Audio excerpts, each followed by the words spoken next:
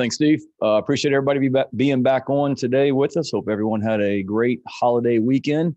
Excited to be back here talking about some new additions to Gamecock football and the Carolina Athletics Department. Before I get started, I just wanted to congratulate Asia Wilson on her statue yesterday. What an amazing accomplishment, an amazing day. Saw some of the videos of her speech yesterday, and wow, some of the things she talked about and was very, very impactful for me to hear. Just wanted to congratulate her and on her statue, the impact that she has made and continues to make on basketball and athletics in general, on and off the court.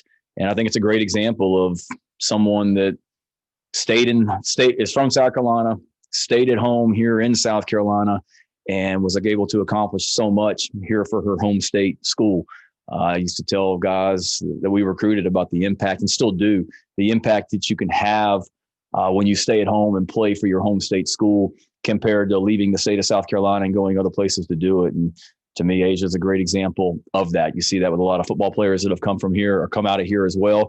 And what a great illustration with what she has been able to accomplish, that you can accomplish all your goals right here, do it at one of the premier academic institutions in the entire world, play big time college athletics in the Southeastern Conference, and have statues unveiled of you after your career is over at this place. So congratulations to her. I've been a big fan of Coach Staley's program from afar and all of our athletic teams here at Carolina, and excited to be here in Columbia and right in the middle of it now, and can't wait to get out there and start watching them play.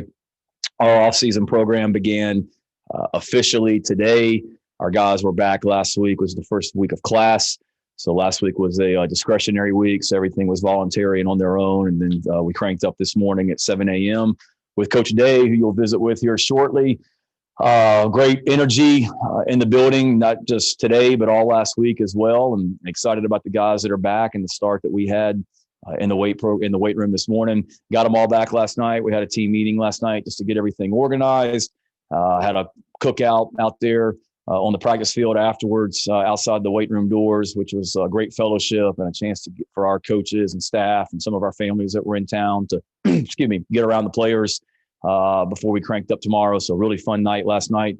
Great having Alshon Jeffrey here last night. Alshon and Shamir Jeffrey both came by. Alshon had called me last week to see if I was in town, and I'd gone back to Oklahoma over the weekend to see my family and go to some of my kids' basketball games that they had over the weekend. So I told him I wasn't, but was hoping he'd be around this week, and he was. So he came by last night and got there towards the end of the cookout, so he didn't get to see as many of the players as I would have liked, but had a chance to myself and Marcus Satterfield and Coach Stepp spent a lot of time with Alshon and Shamir last night. It was fun. He was taking him around the facility, and he said this was really the first time he'd been in this building and had a chance to see everything since it's been completed. And we were downstairs in the players lounge. He saw the Darius Rucker recording studio and everything else in this building, and turned to me about when in the middle of the tour and said, man, if we had all this stuff when I was being recruited, it wouldn't have taken me as long to commit to you guys and ultimately sign with you on Saturday on signing day. So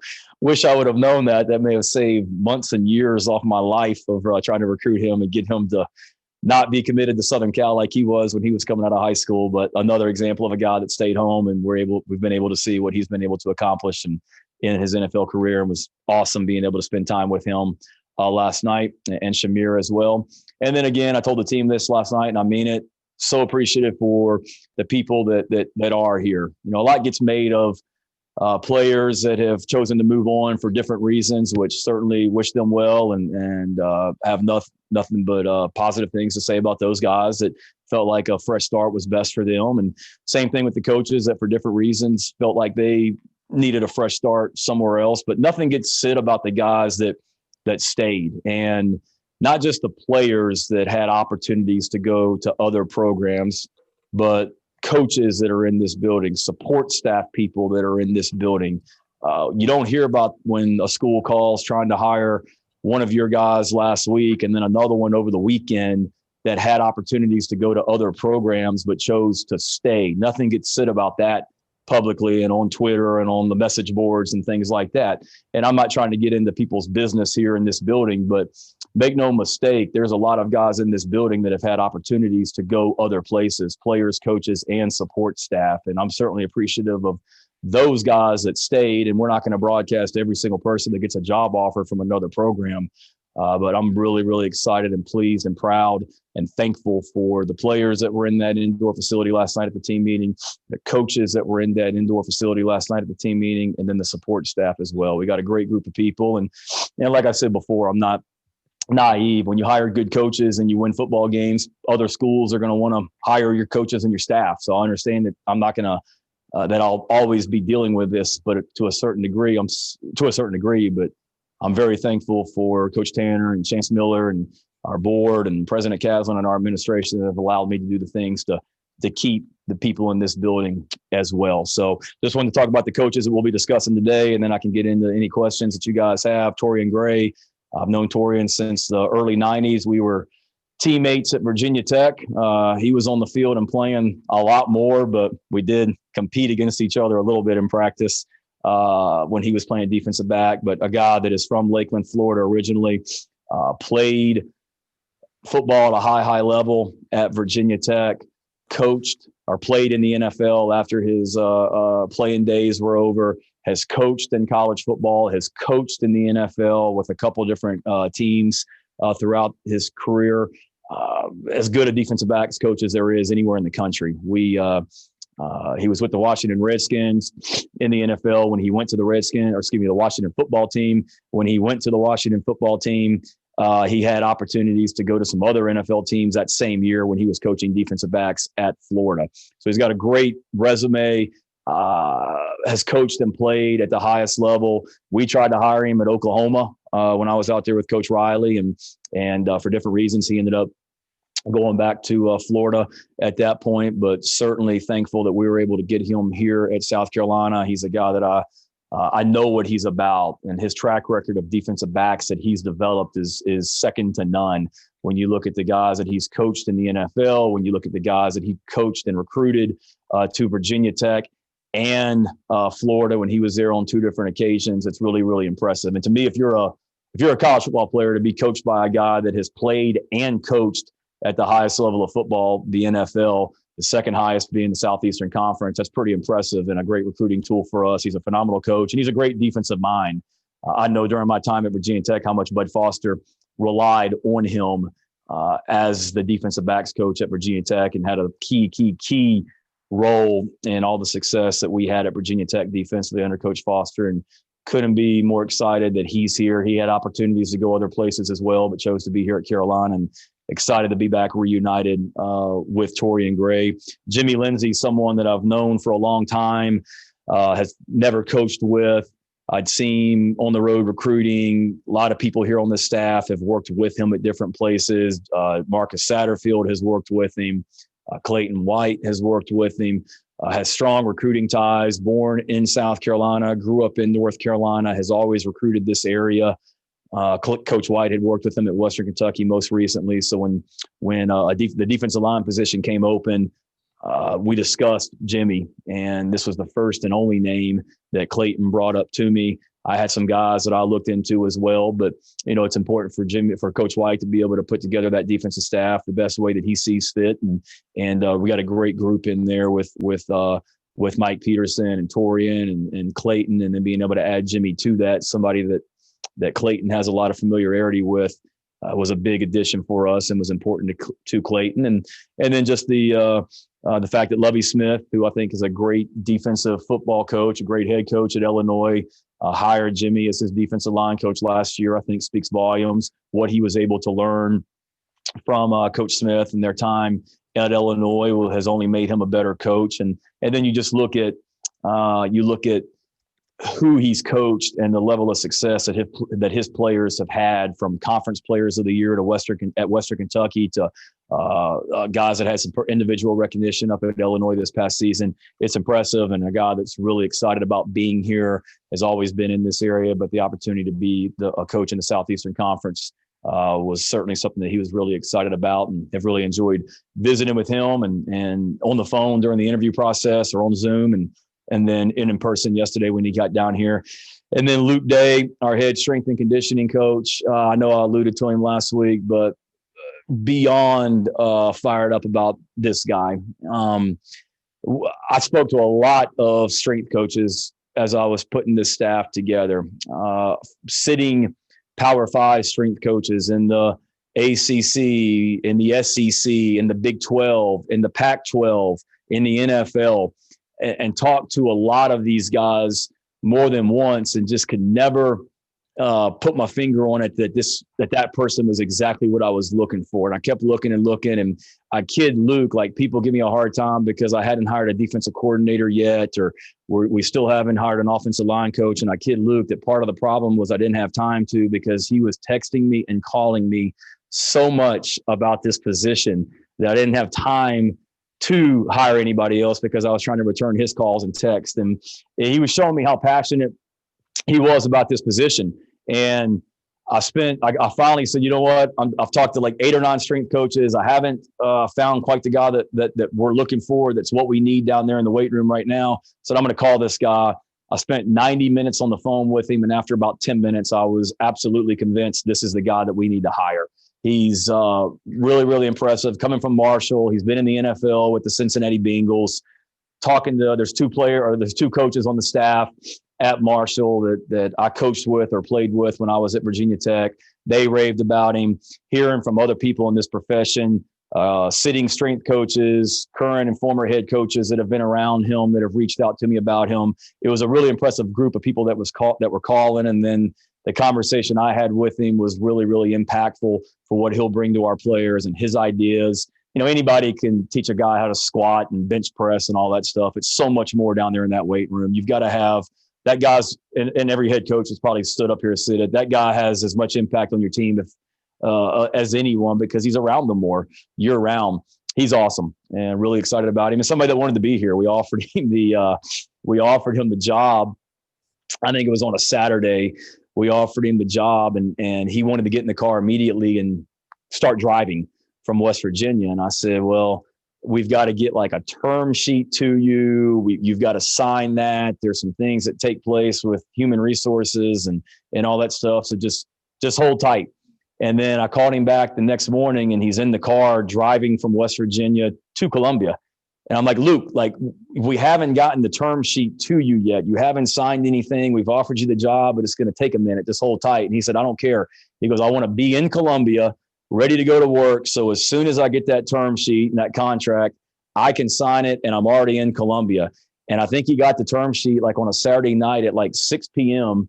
He was already in Columbia. He signed it and had it back to us by probably 6:01 after he got it, and then immediately came to the facility on Saturday night with someone that he's since hired as an assistant coach that I hadn't even offered a job to at that point, that he brought over to the facility because he just wanted to see the facility and immediately get to work on how he was going to set up the weight room. So talking to our players, he's very real, he's very genuine, he's very passionate, he's very energetic. I think he'll be awesome for us, and excited about Luke, Jimmy, and Torrian. And with that, I'll be glad to answer any questions you guys have. Please use the raise hand function. I think y'all know how to do that. And Phil Cornbrook with the first one. Oh, gee, what an honor.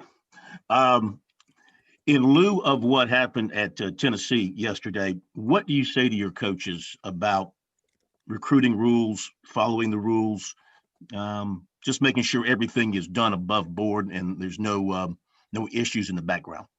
Yeah, I think it starts with Commissioner Sankey and the expectations he has for us as a program, and all the programs here in the Southeastern Conference. It is me and our administration. Every staff meeting we have, we try and cover something from a compliance standpoint. Jeff Whitehead, our assistant AD for compliance, was in our staff meeting last week, and he went over everything with us from a rule standpoint, certain aspects, the transfer portal, things like that, what you can and can't do. And I've seen it at a place like Oklahoma where we came from, and other schools where you can do things the right way. And we're certainly going to do things the right way here. It's great teaching tools for sure when you're able to pinpoint or spotlight other programs that maybe are in dealing with some issues like some schools out there right now is an illustration of mistakes they made and not assuming anything. But one thing we talked about in that staff meeting last week was if you ever have a question about something, call Jeff, call Chance, whoever. This is my 22nd year in coaching, and I've called Jeff Whitehead, I think, twice this morning already about rules questions that I had in regards to stuff now that I'm in that head coaching chair, just to make sure that we're doing everything the right way. But I've got a wife and 3 children at home, and when I go home and see them at night, and when I look myself in the mirror and lay down, I'm going to feel good about the way that we did things and the way that my staff does things. And it starts with me promoting an atmosphere of compliance, and that's certainly something that we try and do each and every day and each and every week that we're here at Carolina. Go to David Connor. Hey, Shane, thanks for doing this. Once it's all said and done between your on-field coaches and your analysts, every other person that you have, do you have a round number of how big you want your staff to be? Good question. Yeah, and I think that's potentially evolving some as we go. And we talked about it in the interview. I've been at Oklahoma the last few years where it was a little bit probably similar to what South Carolina was last year in this building, in this organization. I've been at the University of Georgia where it was a lot more than that. And I'm more of a less is more kind of guy, define roles. Each person in this building knows what every single person is doing. And there's not a lot of, well, I thought he was doing this, but I thought she was doing that, and vice versa. So the university's been very good to me in allowing me to increase the number of roles in this building, the number of positions in this building. But having said that, it's not something that we're going to explode in regards to the number of positions on the staff. So yes, but I think that, to answer your initial question, I think it's evolving a little bit day to day. We certainly want to do everything. Every hire that we make, I want it to be for our players. And whether that's an extra support staff role to help a Connor Shaw in his role, or whether it's maybe another analyst to help from an offensive and defensive standpoint. There's some competitors of ours that certainly have very giant organizations, and I don't necessarily, that's right for them. It's not necessarily what we need right now, but we also need to make sure that we're on a level playing field and able to compete with those guys on and off the field with their staff sizes as well. Pete Ackerbelly. Hey, Shane, I'm going to pull a Phil Kornblut and ask 2 questions. One, you talk about the offseason program starting. Do we know much about spring football dates? Do we even know if we're going to have one yet? And 2, regarding a vaccine, do you have any information about when you, your staff, or your team might be vaccinated? I do not. I do not. I talk with, met with Dr. Guy, our orthopedic surgeon, this morning. I've talked to Clint all the time, but I do not. And obviously, there's a lot of people out there that are not dire, but need that vaccine very quickly, I'm sure, and certainly want to be respectful of that. But no, haven't had any conversations about that. I don't mean to make light of it, but I'm hunkered down in my office trying to finalize a staff and things like that as well. So haven't had those conversations, but we'll do whatever the medical professionals in our university thinks best for our program and staff. And then spring practice, I'm planning to proceed in full speed ahead with spring practice like normal until somebody tells me otherwise. And all my conversations have been that we're full speed ahead. Right now, we're tentatively scheduled to start spring practice on March 20th. Is our tentative start date. If I'm hopeful that we'll be able to have a spring game and get everybody over in Williams-Brice for that. If so, that would be scheduled for April 24th, tentatively right now. But right now, I do know that we're planning on March 20th. It's that typical starting time. I thought it was important for us to maximize the time in the weight room with Coach Day before spring practice. The time that offensive, defensive, and special team staffs have to implement their systems and figure out what our plan of attack is going forward, OD and special teams. So that gives us roughly 9 weeks starting this week to get stuff done in the weight room and get organized from that standpoint before we hit the practice field in March. Craig Hadley. Hey, Shane, you kind of mentioned it when talking about Jimmy Lindsey and consulting with Clayton. Just how important is that when you have the coordinator in place to kind of, how important are his preferences of who he wants versus what you need on your staff? Important, for sure. I mean, it's no different than right now with us trying to hire an offensive line coach, and the offensive coordinator has to have a great relationship with that offensive line coach. They got to be able to work together.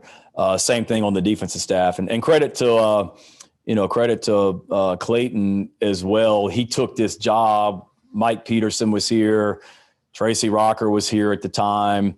I'd already had some conversations with Torrian Gray, and I wasn't going to force Torrian on Clayton. They talked, and Clayton came back to me and said, he's great. We need to hire him. And Clayton and I talked that the next time we had an opportunity or next time we had an opening on defense that I'd want to work with him to allow him to get, somebody that he wanted to get in here as long as it fit with my values and what we needed as a program. I didn't think it was going to be 4 days later, but it happened. And then immediately he said, Jimmy's the guy that I would like to call. And that's what we did. And I had a good conversation with him, but it's important, but it's also got to fit in the program as well. I mean, I did my research on Jimmy with other people, places that he'd been and coaches that he'd worked with, and everything came back positive. Enjoyed visiting with him, and fortunate that he's in Columbia with us now. Mike Yuba. Hey, Shane. I think some people that aren't familiar in terms of college football don't realize how important strength and conditioning coach is, and just how much they are around the players, probably more than any other coach on staff. With your previous stops, especially the places where you have had success, how important has that strength and conditioning coach been, number one? And number two, what are some of the characteristics you think that make a great strength and conditioning coach and can lead Luke to being able to be that here at South Carolina? Huge. You're exactly right, Mike. I mean, I saw it firsthand with my dad at Virginia Tech. He had a strength coach by the name of Mike Gentry for all 29 years that he was the head coach at Virginia Tech, and no other guy. And I saw the impact that Coach Gentry had on the Virginia Tech program for decade after decade that he was there. And then I've been around some good ones as well at the places that I've been. As a graduate assistant at Georgia Tech, one of our assistant strength coaches that year was Scott Sinclair, who's the head strength and conditioning coach now at Georgia, who Luke Day replaced at Marshall. So seeing Scott in two different roles and what a impact that was for Kirby and us our first year over in Athens, and then being back at Virginia Tech as an assistant coach with Coach Gentry in that role, being here at South Carolina and seeing the impact that Craig Fitzgerald had on our program when Fitz came in as a strength coach in a short time, and the impact he made on our players and what he did out at Oklahoma with Benny Wiley, who's one of the more respected strength coaches in the country in the last couple of years. So it's huge. I mean, it's not just I can hire anybody and go down there and get the guy stronger. It's motivation, it's spiritual, it's social, it's nutrition, it's working well with Clint Haggard in the training room and Kristen in nutrition. It's being on the same team and we all work together. It's so many things, but you're right. I mean, that guy's with the players in the summer, in the spring, right now down in the weight room. And I think the qualities, obviously you've got to be knowledgeable about the profession. You got to be knowledgeable about how to get guys stronger, but it's so much sports science related now. It's total body. It's being able to, like I said, get in there and motivate guys. And I think you've got to just be real and consistent and genuine. And I think that's the one thing with Luke that our players appreciate, just being around him in a couple team meetings, is he's going to tell it like it is. And I think his passion just oozes out of him about being here and his excitement about being here and how much he wants to work and make this thing right. I was talking to Clint, our trainer this morning, Clint Haggard, and he said he and Luke talked multiple times this weekend just about strength and conditioning training room, but then things outside that as well. And that relationship's got to be critical, because at the end of the day, you've got to your players got to be available. They've got to be able to play on Saturdays and be healthy, and everything going on in the weight room. It all starts there, but it ties in with everybody else in this building as well. And all these roles work together. Josh Kendall. Hey, Shane. Can you identify that quality that you were looking for but not finding in your previous strength coach conversations, and the moment that you heard it from Luke in y'all's conversation?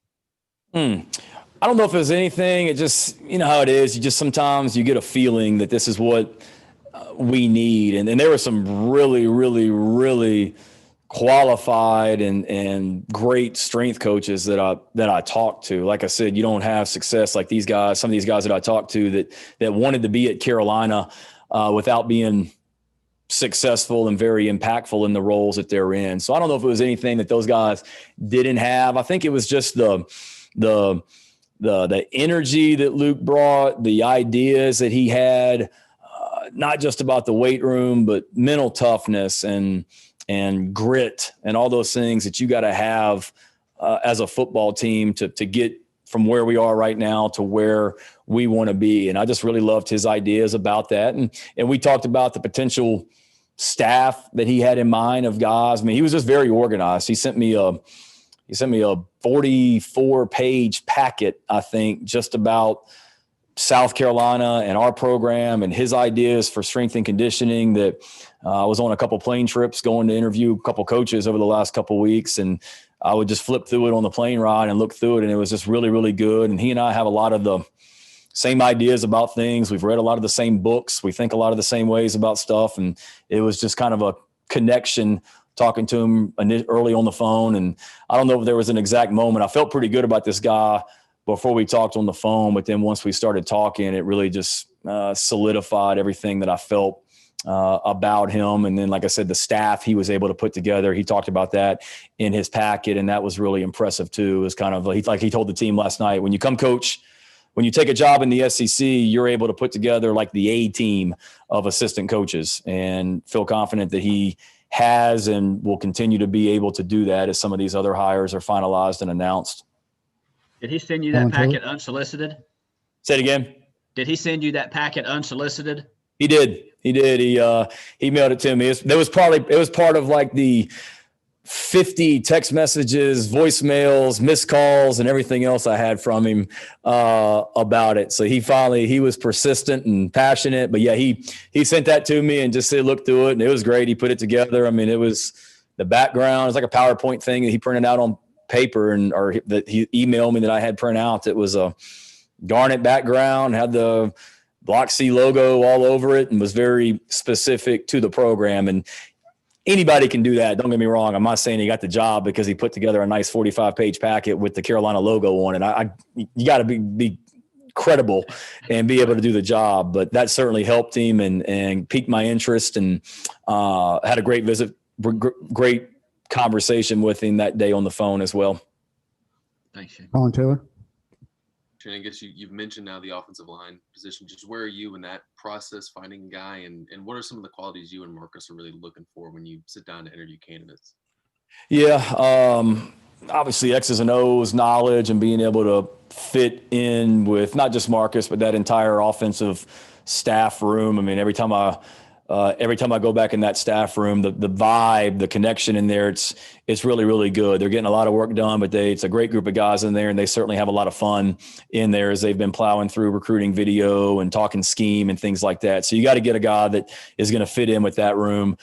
But then more importantly, it's that person has to connect with the offensive coordinator. I mean, it's a critical hire, whether I was at Oklahoma with Lincoln Riley and Bill Beatenbow, or when I was at Georgia with Jim Chaney and Sam Pittman, who had worked together at Tennessee and Arkansas before. I mean, those guys got to be able to speak the same language, be on the same page, connect. So that's one thing that obviously is first and foremost important. And then you got to be, like all the other positions, a great person and fit in with the players in this building and the staff in this building and the group that we're putting together. It's a really good group of offensive linemen that certainly need somebody to come in here and continue to elevate them and lift them up on and off the field. So looking for a guy like that can make these guys better players on the field, and then certainly help create the bond that those guys need on and off the field as well. And we're working through it. There's certainly some guys that Marcus has been around during his career that we've talked about. There's people that I've been around in my career that we've talked about, and we've had some really good conversations, and I think we're close on that. Again, like every other position, there's no lack of interest in the position as well. They see that we've got the majority of the offensive line coming back. They see a 1,000-yard rusher with Marshawn Lloyd sitting out last season. There's a lot to like about our offense if you're an offensive line coach out there across the country, not to mention coaching at a great place like South Carolina. So a lot of interest. It's just trying to find the right fit for what we're looking for on and off the field. John Del Bianco. Hey, Shane, can you speak to some of the guys you guys have brought in from the transfer portal that are enrolled? Yeah. I don't want to start naming names because I'll forget somebody. If you want to ask, we can talk about them or however you want to do it. Because if I start naming them, I'll probably forget somebody and I don't want to leave anybody out. Yeah, well, Amari and Brown for starts. All right. Good there. Yep. Really excited. Obviously transferred from Georgia Tech. You look at what he did at Georgia Tech, broke a lot of Calvin Johnson's freshman receiving records. And he was a position when I got here, I sat down and we talked about what are some immediate positions of need. And that receiver was one of them. And he's a guy that's played some, had some really great conversations with he and his family over Zoom over the holidays that will help us here immediately at that receiver position, bring some speed and big playability, which we definitely need out there on the perimeter. And Daryl Williams, I think he's there too. Yep. So Daryl, or Debo, as we call him around here, that was somebody that Marshawn brought to us. So we've told him he's 1 for 1 as a recruiter. Marshawn came to myself and I guess Coach Kitchings and said, look, I know this guy from back home in the Maryland, Delaware area. Just take a look at his video and watch this video, and you're sitting there, you turn it on, you're like, oh my gosh, how is that guy how did he not get recruited from ACC, SEC, Big Ten, you name it, schools? I mean, really impressive video, really productive high school career. And he's a guy that is all business. When I told you guys, I think I told you last week that I walked in the weight room last week at like 5:45 a.m. and there were 2 guys in there already lifting weights. It was Debo and Marshawn. We were in there together. So he's a guy that's certainly thankful for the opportunity to be here and really excited that he's a part of the program. He's one of those guys. He may be 18 years old or whatever he is, but he's like 18 going on 22, the way that he carries himself. He's all business and will help us at that linebacker position. And then I think you guys got 3 more, and Jakeem Green, Jordan Strawn, and David Spalding. There you go. So David gives us some length at the defensive back position. Really impressive measurables when you look at his size, his length. Everybody in America is looking for DBs with some size that can run and have speed size, speed, and length. And he has all that. He'll help us at another position of need where we're thin on numbers there in the secondary for different reasons. So that's a big get for us. We're continuing to look to add maybe some more guys down the stretch at that defensive back position. Jakeem, local guy from here in Sumter, or from Sumter, that via Nebraska ended up coming back to us, that we looked and we said we felt like we needed to add someone on the defensive line in that interior D-line position. Talked to some coaches at Nebraska where he came from, really productive player. All those guys spoke nothing but amazing things about him. Had always wanted to be at Carolina. I had to take a little bit of a detour to get back here, but excited about having him. And then Jordan's another one. Just what a story. Was a 185-pound senior in high school that walked on at Georgia State, that a few years later leads the entire nation in sacks. I mean, you talk about a phenomenal story, and great young man. He went in the portal. We jumped on him immediately once we saw that he went in the transfer portal. Awesome conversation with his mom and dad. Great family, certainly very appreciative of the opportunity here. He and AB have some, Amari, and they have some familiarity from both being over in Atlanta. 2 different schools, but in Atlanta at the same time. 2 great young men that we got to make, that are going to help our locker room as well. I mean, you got to be a great player, obviously, but we want to make sure we're bringing the right people into this building as well, and really excited about the kind of players we brought in, but the kind of people that we brought in as well that we feel like will be able to help us immediately, all those guys. Thanks. I hope that doesn't qualify as a Phil question. No, I allowed that one. I put you on the spot and made it, so you're good. Hill McGranahan. Sort of on the topic of personnel, are there any other players who have, I guess, defected from the roster since our last time with you, I know you were kind of waiting to see maybe how things have played out there. Can you address any of that stuff at this point, or? No, I mean, not that I'm aware of. Like every school in America, the transfer portal is popping for sure, but I haven't been given any indication. And I finished up all my individual meetings with all of our players. Last Wednesday was my last one. So I had 90 plus players. Anybody that's on our team has been through my office, some of them with their parents and some of them with not, but had great meetings and answered questions. And certainly, every day is its own day, but everybody, attendance was 100% last night at the team meeting of everyone that we expected to be there, and don't anticipate anything else happening. But again, we just continue to move right along and coach the guys that are in the building, but really fired up about the group that is here for sure. As sort of a follow-up to what you said about possibly looking for more help at DB, are there some other positions on the team that you guys feel like you definitely need to continue to address moving forward?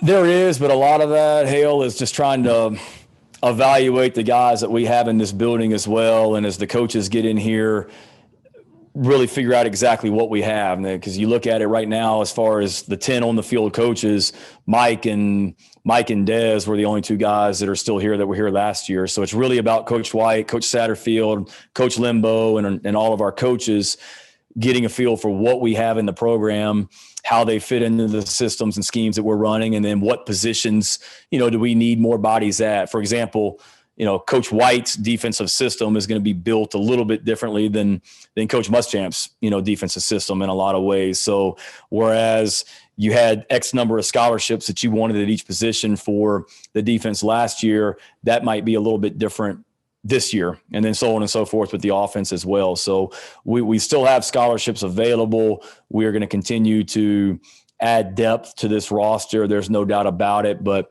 a lot of it is, you hear NFL teams talk about positions of need or best available player. And we're certainly in that boat right now with all that positions that we'd like to, increase a little bit depending on how things go going forward with the guys that we have here, but then also trying to find the very best players that can help us immediately as well. Matt Connolly.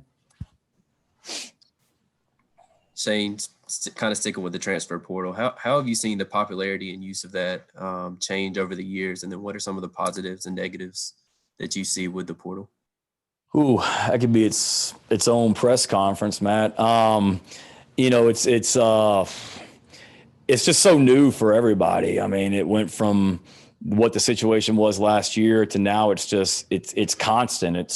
It's South Carolina, it's Oklahoma, I'm constantly on the phone. I mean, you want guys to be able to have the opportunity to go places that give them the best opportunity for success on and off the field. And, we always want to help young men do that, but it's just a lot of moving parts that all schools are dealing with. Like I said, I went back to Norman last weekend on Saturday or Friday night and Saturday. My 12-year-old daughter had a basketball game on Friday night. My 7-year-old son had a basketball game on Saturday afternoon. And my kids play in the same youth basketball league that Lincoln Riley's kids play in, the Oklahoma director of player personnel's kids, the Oklahoma receivers coach's kids, pretty much anybody at Oklahoma, their kids play in this league. And I'm at the basketball game on Friday night and staff members at Oklahoma, they're on the phone texting just like I am, dealing with the portal. Somebody on their own team, they're trying to talk about not going in the portal and why they needed to stay at Oklahoma.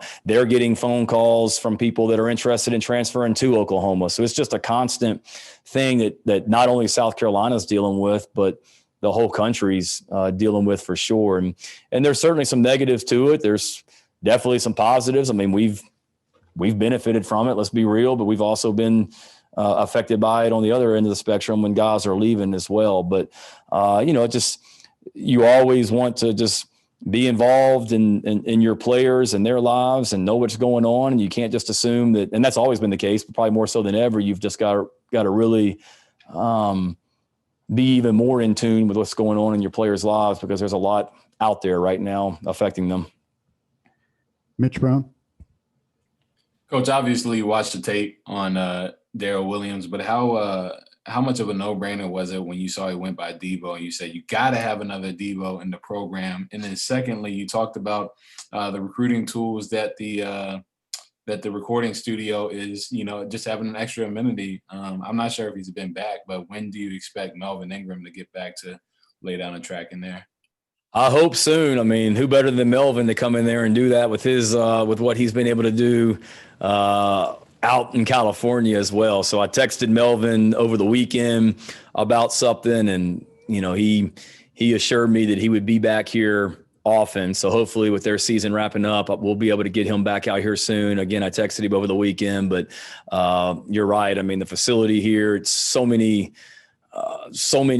opportunities and resources here in this building. It's as good as anywhere in the country for a high school prospect to be a part of each and every day, for sure. And yeah, to get another Debo in the building is a no-brainer, especially a Debo that plays linebacker. I mean, you almost like have to take that guy, an inside linebacker named Debo. So he has lived up to the name Debo in the 2 weeks that I've been around him, and he's pumped to be here, and really, I know he's very motivated about the opportunity and motivated to get to work.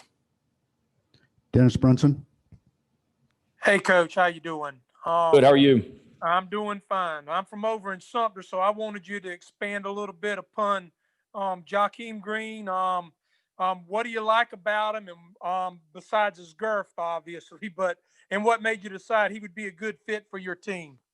Just talking to him and hearing his story, and reaching out to some coaches at Nebraska that I know and hearing them talk about him as well. I mean, for a guy that's leaving another school to go to another school, I mean, they had plenty of reason if they didn't want to have anything positive to say, but they were over the top positive about him and the kind of young man he is.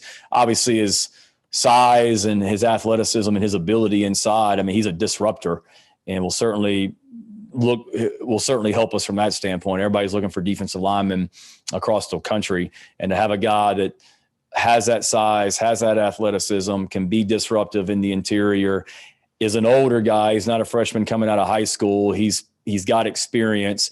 He's got a story that has kind of hardened him along the way, the different stops that he's had to end up back here at South Carolina. Hearing him tell me that was pretty cool, hearing his story and the lessons he's learned and how appreciative he is. And then just to have an in-state guy, we know what this place means to people from the state of South Carolina. And I have a guy that's always wanted to be at Carolina that had to take a little bit of a different avenue to get here is impressive, and somebody that I know is going to do great things for us. We'll take two more. Dick Cox. Hey, Shane, I know it might be a little bit early to tell, but do you feel like you're going to be able to get spring practice in this year? And what are you hoping to be able to accomplish during what could be kind of a crazy off season? Yeah, I mean, we just take it each and every day, one day at a time, but we're full speed ahead on spring practice and anticipate being able to get it in. Obviously, I was at Oklahoma last year and we got one practice in before everything was shut down. And obviously we're following the proper protocols and trying to do the right thing here in the building and then outside the building as well. So we're able to do that. And then until the people above me tell me that we're not having spring practice, we're full speed ahead on spring practice and excited to get out there. And man, there's so much that has to get done. You've got 15 practices with a new staff and a lot of new players and new faces out there. So 15 practices really isn't enough, but obviously the base stuff, being able to get in there and establish the foundation of your schemes, offense, defense, and special teams, players learning how we coach, us learning our players, developing mental and physical toughness, getting better as a football team. I mean, all the things every team across the country is trying to do in spring practice, especially more so for us this year with the fact that we didn't get spring practice last year, new coaching staff, new faces. It'll be extra important for us to be able to get that in. Last question, go back to where we started. Phil Kornblut. Oh boy. Okay.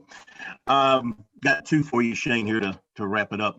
I knew you couldn't go one day without, or a press conference without one, Phil. I knew you'd circle back at the end. I have to squeeze these in. Replacing Drew Hughes, what's going to be your process there, and how important a hire is that for you? And follow up on what we asked you last time we met. Any further conversations with Ryan Holinsky about his future potentially coming back?